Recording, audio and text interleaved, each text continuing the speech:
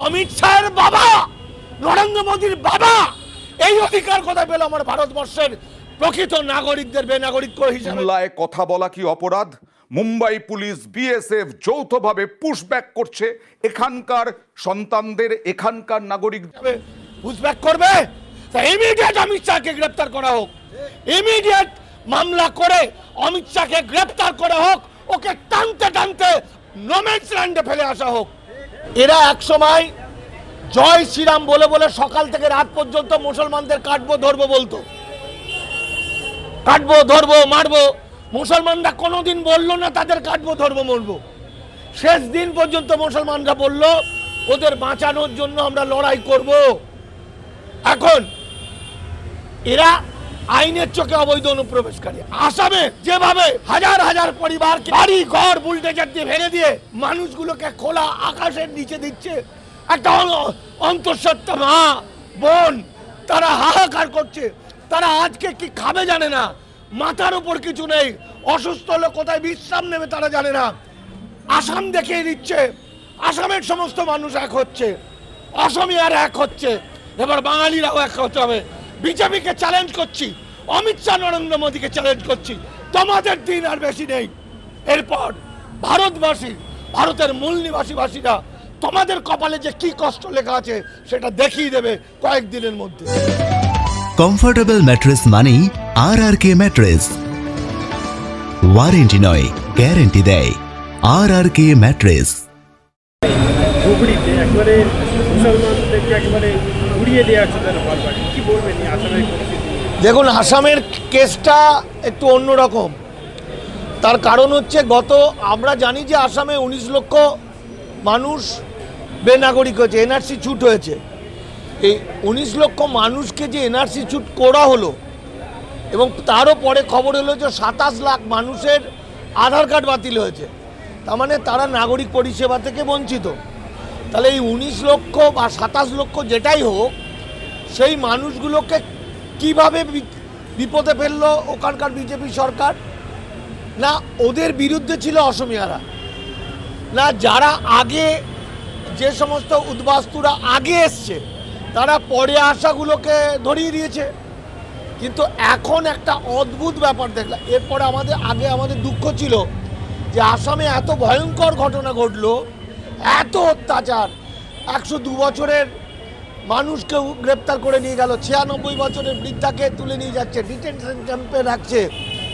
আমাদের একটা ক্ষোভ ছিল, কিন্তু গত 3-4 দিন ধরে আসামে যেটা ঘটছে, সম্ভবত ধুবড়ি জেলায় যে একদম এই যে মানুষগুলো, সেটা 4000 বিঘে একটা জায়গা জমি, সেখানে 2000 পরিবার, এর মধ্যে মুসলমান হিন্দু উভয় পরিবারই আছে। এই মানুষগুলো কিন্তু ব্রহ্মপুত্র পাড়ে বাস করতো, ব্রহ্মপুত্র ভাঙন হয়েছে, ভাঙনের পরে তারা এই পাড়ে এসে বাস করছিল, যেখানে 180-70 বিভিন্ন বহু যুগ ধরে, এবং এরা যুগ যুগ ধরে ভারতীয়, এরা ভারতবর্ষের মূল নিবাসী মানুষ।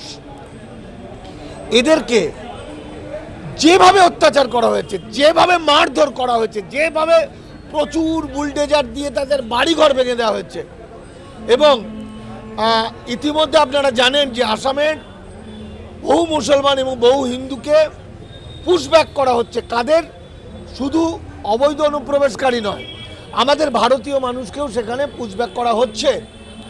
ফলে সবচেয়ে একটা মারাত্মক কালকে দারুণ একটা খবর আমরা দেখলাম যে এতদিন যে আসাম ঘুমিয়েছিল, আজকে আসাম ঘুমিয়ে নেই। আজকে আসামের অসমিয়ারা, বিভিন্ন রাজনৈতিক দলেরা এই অন্যায়ের বিরুদ্ধে প্রতিবাদ করছে, এবং হতে পারে আজকে পশ্চিমবঙ্গকে কিন্তু পথ দেখাবে আসাম। একটা কথা আপনারা দেখুন, আমাদের পশ্চিমবঙ্গের বাঙালিরা ভারতের যে বিভিন্ন জায়গায় যে পরিযায়ী শ্রমিক হিসাবে গেছে, তাদেরকে ধরে ধরে পুশব্যাক করছে নোম্যান্স ল্যান্ডে বাংলাদেশে।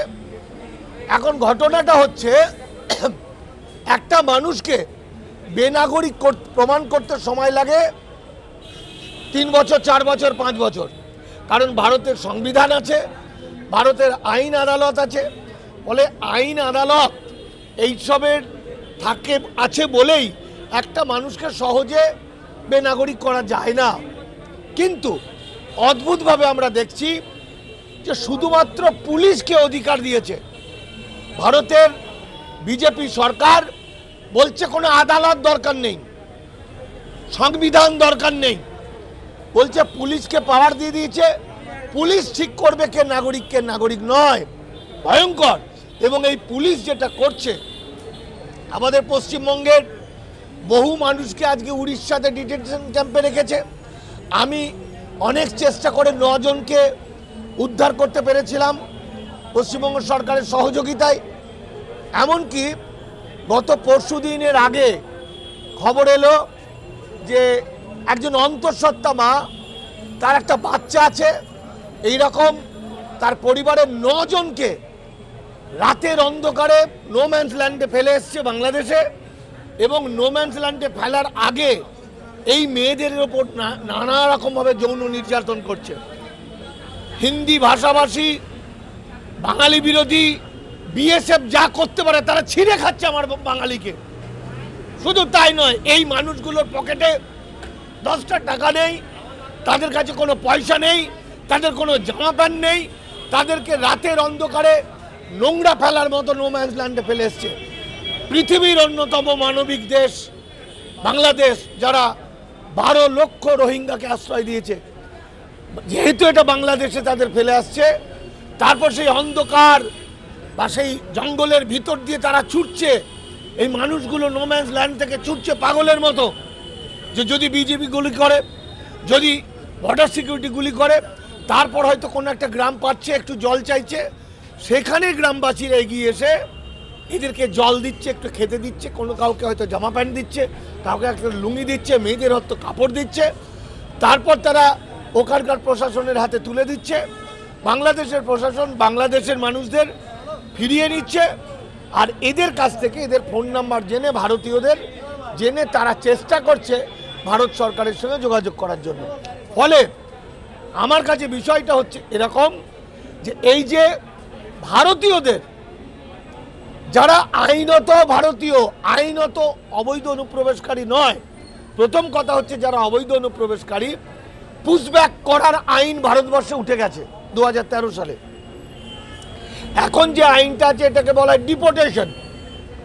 মামলা মোকদ্দমা চলবে, তারপর প্রমাণ হবে লোকটার বাড়ি, লোকটা বিদেশি বা মানুষটা বিদেশি, কোন দেশের, সেই দেশে কোথায় বাড়ি, ফলে তাকে সেই দেশের প্রশাসনের কাছে হ্যান্ডওভার করা, এটা হলো আইন। কিন্তু আজকে অমিত শাহ বা বিজেপি সরকার যেভাবে শুধু অবৈধ অনুপ্রবেশকারী নয়, অসংখ্য মুসলমান, অসংখ্য হিন্দু এই ডিপোর্ট করার ক্ষেত্রে আমি দেখেছি, আমি মহারাষ্ট্রের কিছু ডাক্তারকে, যারা কোটি কোটি টাকার মালিক, যারা মতুয়া, যারা একসময় বিজেপির নেতা ছিল, আমার কাছে ছবি আছে তাদের, জয় শ্রীরাম বলতো যারা, সেই তাদেরকেও এইভাবে পুশব্যাক করছে। এখন ঘটনা হচ্ছে, তাহলে কি ভারতবর্ষের সংবিধান ধ্বংস হয়ে গেছে? আমি একটা ভয়ঙ্কর ছবি দেখাচ্ছি। তাহলে কি ভারতের আদালত বলে কিছু নেই? ভারতের সংবিধান, ভারতের আইন। আমি একটা ভয়ঙ্কর ছবি দেখাচ্ছি, এটার নাম, এটা হচ্ছে মতুয়া সঞ্জয়, শান্তনু ঠাকুরের দাদু না কাকা, ইনি পাঠিয়েছেন। দেখুন, আপনারা এতদিন ধরে ভাবছেন যে শুধুমাত্র মুসলমানদের তাড়ানো হচ্ছে। আপনারা দেখুন এই লোকগুলোর ছবি, এটা বিজেপির নেতা, একে পুশব্যাক করা হয়েছে। একটা পরিবারের 16 জনকে ধরেছে, 16 জনের মধ্যে এরা সব জয় শ্রীরাম বলতো। এই দেখুন, এগুলো সব হিন্দু। কাগজে এবং টিভিতে মিথ্যা করে শুধু মুসলমানদের নাম বলা হচ্ছে। এবার দেখুন এদের কাগজপত্র দেখুন, এই ভোটার কার্ড, আধার কার্ড, এই দেখুন ভোটার কার্ড, এই দেখুন মতুয়া কার্ড, এদের আবার মতুয়া কার্ডও আছে। এই দেখুন মতুয়া কার্ড। এরা একসময় জয় শ্রীরাম বলে বলে সকাল থেকে রাত পর্যন্ত মুসলমানদের কাটবো ধরবো বলতো, কাটবো ধরবো মারবো। মুসলমানরা কোনোদিন বললো না তাদের কাটবো ধরবো মরবো। শেষ দিন পর্যন্ত মুসলমানরা বলল ওদের বাঁচানোর জন্য আমরা লড়াই করব। এখন এরা আইনের চোখে অবৈধ অনুপ্রবেশকারী, আইনের পথে চলবে। কিন্তু অমিত শাহের বাবা, নরেন্দ্র মোদীর বাবা এই অধিকার কোথায় পেল আমার ভারতবর্ষের প্রকৃত নাগরিকদের বেনাগরিক হিসাবে পুশব্যাক করবে? ইমিডিয়েট অমিত শাহকে গ্রেপ্তার করা হোক, ইমিডিয়েট মামলা করে অমিত শাহকে গ্রেপ্তার করা হোক, ওকে টানতে টানতে নোম্যান্স ল্যান্ডে ফেলে আসা হোক। যেভাবে ভারতীয়দের অন্যায়ভাবে, বেআইনিভাবে, অসাংবিধানিকভাবে নোম্যান্স ল্যান্ডে ফেলে আসছে, আমার ভারতবর্ষের স্বরাষ্ট্রমন্ত্রী অমিত শাহকে গ্রেপ্তার করা হোক, তাকে দড়ি দিয়ে বেঁধে টানতে টানতে নোম্যান্স ল্যান্ডে ফেলে দেওয়া আসা হোক।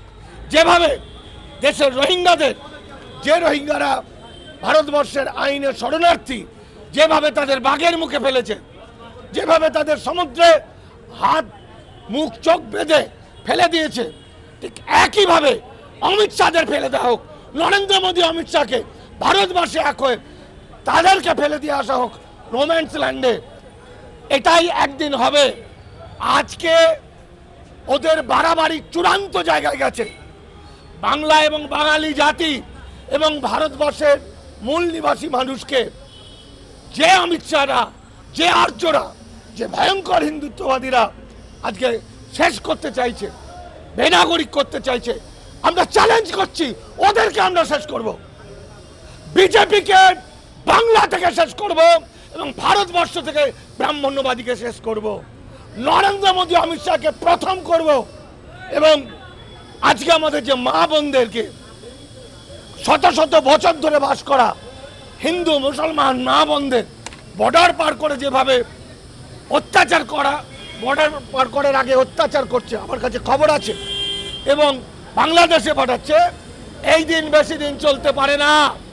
আসামে যেভাবে হাজার হাজার পরিবারকে বাড়ি ঘর বুলডোজার দিয়ে ভেঙে দিয়ে মানুষগুলোকে খোলা আকাশের নিচে দিচ্ছে, একটা অন্তঃসত্ত্বা মা বোন তারা হাহাকার করছে, তারা আজকে কি খাবে জানে না, মাথার উপর কিছু নেই, অসুস্থ হলে কোথায় বিশ্রাম নেবে তারা জানে না।